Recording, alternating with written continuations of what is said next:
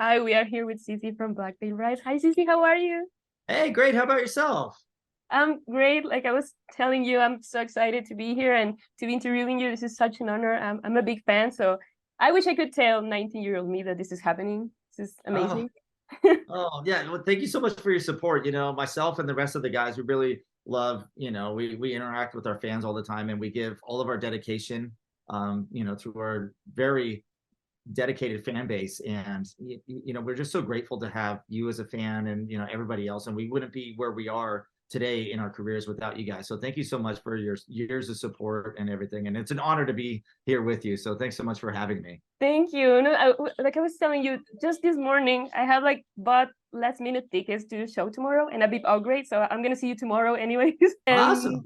and 10 minutes later, I kid you not, they call me and they say, "Hey, do you want to interview the band tonight?" And I was like, "What is my life right You're now?" like, oh, Of yeah, course we're I want to. here. I hope to see you tomorrow at the show, and thank you so much for coming out. And well, I guess I get to meet you at the VIP meet and greet. Yeah, we're gonna be there. We're gonna be tomorrow, so this is exciting. Awesome. So Well, yeah, I can't wait to see you in person. yeah, me too. And speaking of the show tomorrow, how are you feeling being back in Mexico, being back in Monterrey? It's been a while since you last were here in Monterrey. Yeah, we were talking about it in the van ride from the airport to the hotel. I believe the last time we played here was 2015, if Yeah. we're if I'm not mistaken. It was my birthday that time, and it was such an enjoyable and great experience. And I'm very happy to be back. Mexico as a whole, the whole country. Um, well, I guess we've only played Guadalajara, Monterrey, Mexico City. I don't know if we've played anywhere else here, but there's just been an overwhelmingly positive response to the band, and we're all very fortunate to have everybody here as fans, and we love playing down here. Everything is absolutely wonderful, and having, like I mentioned earlier, having such a dedicated fan base down here, it's just really humbling, and it can't help but make me feel like all my dreams have come true and stuff. And to be in this position and come down here and have people at the airport waiting for autographs and photos and stuff. But Monterey especially, this city really holds has a place in my heart, and it holds a very deep sentimental reason, because I did spend my birthday here, and had such a great time here last time we were here. I think the best enchiladas I've ever had in my life, which is one of my favorite dishes, was from Monterey. And so I was hoping to get some of those again, because it's been since 2015 and I haven't forgotten about those things. So hopefully I can get some after this interview. I'm gonna go scour the city for those again. So You, we'll see how I do. you've been waiting for 8 years for that.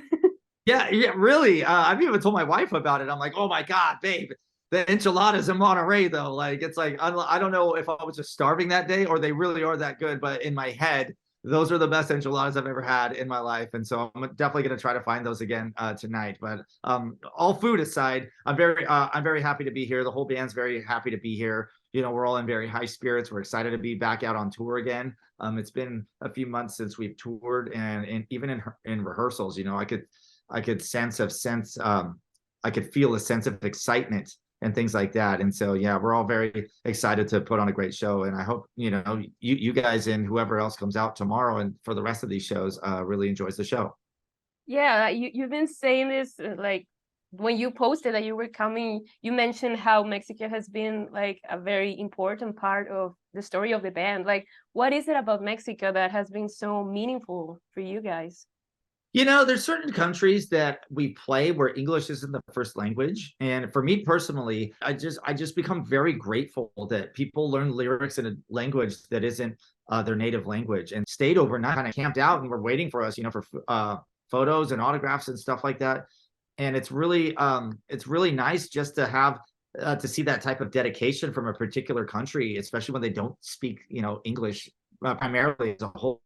Just coming down here and having such a dedicated fan base, and seeing fans wait outside the hotel sometimes and show up at the airport, and the shows are just incredible. The energy that every single one of you put out. The last time I remember we played, I think it was Mexico City, right before the pandemic happened, and I remember the crowd just looked like a sea. It looked like an ocean of people, and there was just so much energy. And it's just we reciprocate that on stage, and we definitely vibe with the crowd. And we love seeing high energy shows. And so it's always been that way here, and we're all of us are eternally grateful for just the dedication and energy that you guys give us back. You want to know a fun fact? I was one of those fans outside the hotel 8 years ago. Oh, And really? now I'm That's right here awesome. talking to you. Yeah, now we're here. Yeah, now we're here. Yeah, I remember coming outside of the hotel a few times, and yeah, it's just it's great seeing, just that we matter so much to people, and it is, it's more of a validifying feeling that we have, when we spend so much time touring the world and making music, and it takes a toll on us. It does. We're tired. We're away from our loved ones, and sometimes we're uncomfortable when we're in Europe because there might not be the restaurants we're used to, or people don't speak English, or when we perform, the smiling faces, and people tell us about how much we as a band have affected their lives and got them through tough times. Or I love hearing like, oh, you're my favorite drummer. I never thought I'd be in that position. I always wanted to be a musician. So to hear people say that, and now to hear you say that you were outside of the hotel waiting years ago, it's just a really fun, positive, and validifying experience and feeling that I have from hearing those types of things. Performing for these packed shows in a completely different country that I was born in, it just really means a lot to me, and it's a dream come true for me as well to be down here. And speaking of shows, what can we expect tomorrow? You guys were saying we have the set list ready. We're excited to be here. What can you tell us so we get more hyped to be there tomorrow and on Thursday? I'm personally working on something that I'm actually really, really nervous about, and it's I only get nervous when we perform. We haven't performed shows in like a long time, like 6 months or so. So I will be performing that tomorrow, which will be kind of a fun thing, and so I'm really excited for that. I think that we're playing some songs that we've never played down here. I'm not exactly sure what our set list was last time we were in Monterrey, but we may be, well, I actually do know that we are playing some songs that Monterrey has never heard live before, and so I'm very Okay. excited to perform those here. Okay, that's exciting. I'm hoping maybe Live for You is there, maybe, but we'll see. But we'll see. No comment. I don't want to ruin your night, Right, or I yeah. don't want to make it, but it may or may not be there. I can't give away any hints. No set list, but I'm pretty sure that you'll be happy with our set list that we have for you tomorrow. Thank you. I'm certain. I'm certain. And what can we expect from Black Veil Brides? Like right now, you're touring, and what else can you give us a little taste of what are you guys planning? Maybe without spoiling Yeah, too much, obviously. yeah. We are working on some new music, and even I think our last band rehearsal, like Andy went and laid down some scratch vocals and stuff, and so we're getting some new music together. And I'll be I actually moved to the state of Arizona in the US, and so I'll be flying to LA to record drums on that relatively soon. After that, we have a full US tour. It's going to be us and VV, which is featuring Bill Vallow. He's he was in Him. I'm not sure if he's still in Him or what exactly they're doing, but we met him. We did a photo shoot with him and stuff like that, and so we're going to be doing a full US tour with VV, and I'm very excited about that. And after that, we'll be touring Europe with Hailstorm, and so Okay, that's amazing. yeah, that's going to be a good time as well. And so that takes us to about the middle of December. I think we get home about December 9th or 10th, around there. And so it's going to be a very busy end of the year, but we will definitely be, I don't know when our new music will be released, but we'll try to get that out to you guys as soon as possible. Now we're gonna proceed to some fun questions. Like I asked people, what would Sure. you ask them if you had the chance? So I picked some of the best ones. So the first one that I have is from Gabo. He wants to know, how did you feel re-recording We Stitch These Wounds? It was an album that, of course, shaped like an entire generation and had a wide impact on, like the alternative culture. So how did you feel like revisiting this time? Did you ever feel like changing up some stuff or adding some stuff, or how was the process of doing it again? Yeah, actually, I was not on the record We Stitched These Wounds. And so You were it's on the very, re-recording. yeah, I was on Restitch These Wounds, which is just a new one. And so it's really interesting that you asked that, because throughout the years, we played all these songs, and, I joined the band not long after. I remember being at the meeting with the band when that was released, and so I didn't join the band long after that release. And so throughout the years, playing stuff live, things have been changed a little bit, and there's a little details here and there, especially with my parts performing, that you could tell differentiate from "we stitch these wounds" to "restitch these wounds." And so the fact that we got to re-record it and I was on the recording really meant a lot to me, because playing those songs for so many years, and I kind of like changed parts here and there, not because I thought they were better or anything like that. It's just because, sometimes, to be honest, sometimes I'd be playing them live and I'd mess up and it'd sound cool. So I'd be like, oh, I wish it was recorded that way. And that's how a lot of those parts came to be. But it was really fun being able to do that. And it was kind of nostalgic in a way. And, playing all these older songs or re-recording all these older songs, kind of took us down memory lane to where we were remembering the early days of our career and, some of the funnier stories from touring, and just all of us, trying to achieve success and, kind of working really hard and getting no sleep, and our trajectory was going up. And so it's nice to be able to do something like that and reflect on, the past 10 years when we recorded it. Of course. And now Iris wants to know, what's the main message that you would like to transmit to your fans through your music? I mean, as a whole, I can't speak for everybody because, everybody's different.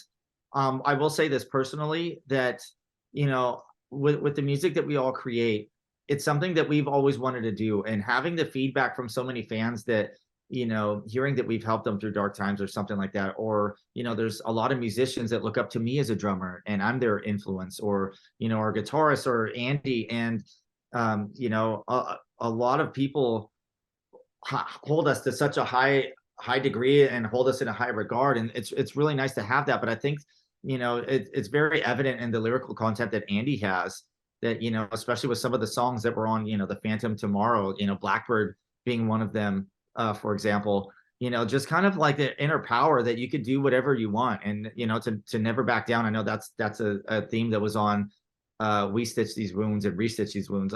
Just kind of never back down, and it's okay to kind of be an outcast and to never give up on your dreams, and that you could kind of achieve anything as long as you stick to it and you have perseverance, and don't let anybody that's toxic, or your outside forces, or not even toxic, don't let anyone that may not see your vision affect you in a negative way.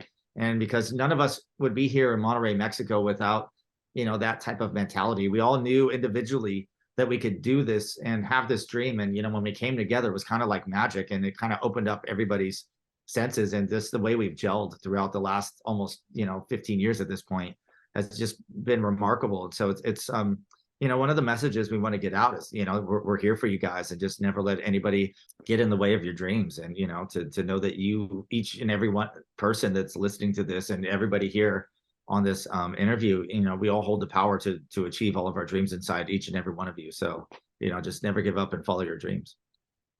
Which actually kind of relates to the next question from Jennifer. She wants to know, you just mentioned that you've been almost like 15 years in the scene, and how do you stay relevant in the music scene? Like trends are always changing. Like right now, the mainstream is, I don't know, mainly pop or urban, but do you guys stay there, and you are influencing like new generations? How do you achieve this? How do you stay relevant, and what motivates you to go on?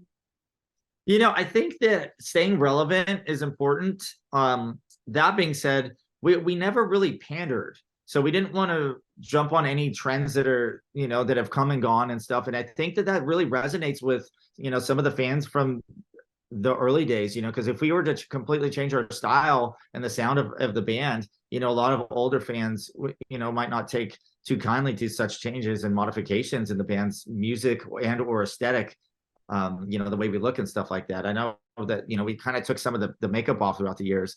But, staying relevant, I think a very important piece is still staying true to who you are as a person, and not completely pandering to something or a fad or a trend that's here now, because that could go away. And then what? Then you're just going to hop on the next one. And then, sooner or later, if you just keep hopping on these trends, you really don't have an identity, And so I think, that being said, I think having an identity as a band and individually as, musicians in this band, it's very important to not pander to some of the trends. And so a lot of our fan base, is the reason that we're still relevant. They still come out to shows, and, even when, like you said, oh my God, the earlier version of me would be freaking out. I mean, we still get that every single day. And we have fans now with babies and, and stuff like that. And they're like, oh, I used to listen to you in middle school or, high school or what have you. And it's just very, you know, I don't know. It just makes me really happy. And it's very exciting to hear that fans have still followed us throughout so much, so much time in their lives and so many years and stuff like that. And so I think, we definitely owe the fan base a lot of credit to the fact of why we're still relevant today. And now that you mentioned this about like changing your style, like that's exactly what Miriam wants to know. She asked that all these changes, like, like obviously from a new era, like your style and the way that you express yourself changes. Like, what do these changes mean to you? Like, how do you decide, like, this is like kind of the direction they were taking this time? Like, this is the concept, this is the... Yeah, it's touching on what I said in the previous question, staying true to yourself is very important and having an identity. That being said, I keep saying that being said for some reason. Sorry, I'm thinking about those enchiladas earlier. I was talking about earlier. It's those enchiladas that got me. I do think that it's important to also evolve. And, if you have evolution as a musician and as a band and, with the imagery and stuff like that, we're all getting older. I just had a birthday a few months ago, and we were joking about us getting older earlier, and we're all getting older, and so to do some things, the same things that we were doing, and when I joined the band, I think Andy was 19, and if we were to all be acting the same or doing the same things or dressing the same things as when we were younger, it doesn't really fit. And so I think that evolution is very important. So evolving as a band with the sound, there's many things in the evolution of Black Veil Brides that kind of take its course just by nature. We just, that's the type of mood that we're in. Sometimes some music might sound a bit more angry or something. We might have stuff going on in our lives. And as far as the aesthetics, Andy really has a vision. When we decided to do a concept record, like Wretched and Divine was a concept album, and so was The Phantom Tomorrow. And so having that vision, and he creates kind of a story and these characters and imagery in his brain and kind of puts it down on paper, and he brings it to all of us, and how that coincides with his lyrical content. I think that definitely is one of the most important factors of the way that we look and the way that we sound as a band, because if he has a particular idea, when we write the musical portion that accompany, his storyline or his lyrical content, I think it's very important that they kind of, meet in the middle and marry each other. And, that way we could come out with something beautiful, and, the vision hopefully gets released, as it was thought of and created. And Miriam also wants to know, do you have any favorite album that you recorded? And what's your favorite song to play live? For the majority of my career, I really liked All Your Hate, just because the drum parts were a lot of fun to play. I really like that. I don't think that that's my favorite Black Veil Bride song to listen to. We have this a newer song that we created named Devil, and I think that might be one of my favorite ones that we've ever come up with. And so I would say that one might be my favorite one to perform live now. It would be Set the World on Fire. And the reason for that, it was our first major label release. And, we're starting to tour internationally and stuff like that. Starting, our success and our star rise. And it was just a very important time, I think, in the history of the band as a whole.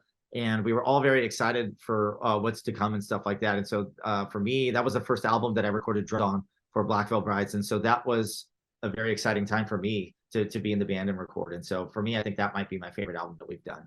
Okay, thank you, Cici, for your time. One last message for the fans that are waiting tomorrow and on Thursday to see you. First and foremost, I want to say thank you so much for having me on this interview. I can't wait to meet you tomorrow. Thank you, Carlos, for all of your hard work and for being here. I really do appreciate each and every one of you that come out to the shows, Monterrey, and for the rest of our Mexican tour that we have planned. It really means a lot to us, to feel your energy when we're on stage and to see you waiting outside the venues and, showing up and supporting us and, buying merchandise and just singing along with us. And whatever it is that you do for Black Veil Brides, we definitely pay attention and see that, when you watch the YouTube videos and leave comments on our social media pages and stuff like that. So just thank you for your dedication. And we're all very excited to be here. We can't wait to rock out for you these next few days.